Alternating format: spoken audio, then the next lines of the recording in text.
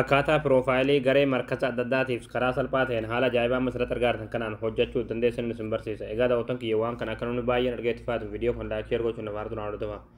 Dursa aappii tokko bilbila keessatti gabbifachuu isin barbaachisa. Aappii kana gabbifachuudhaaf as Google Chrome keessatti galtanii achi booda bakka sarchii kanatti tokko kilikni gootu achi booda bakka sarchii kanarratti gola Oromiyaa itti barreessitanii gola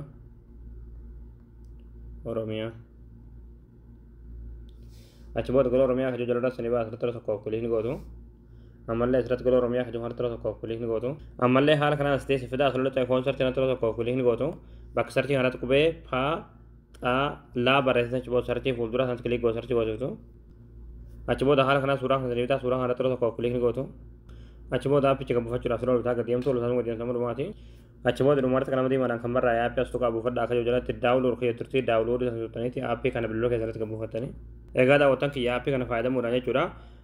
Piroofaayilii garee markasa adda addaatiif ta'u jechuudha karaa salphaa ta'een bifa ajaa'ibaatiin jechuudha bifa pirofeshinaalaa ta'een haala barbaadaniin aappii kana fayyadamuudhaan piroofaayilii hojjechuu dandeessu.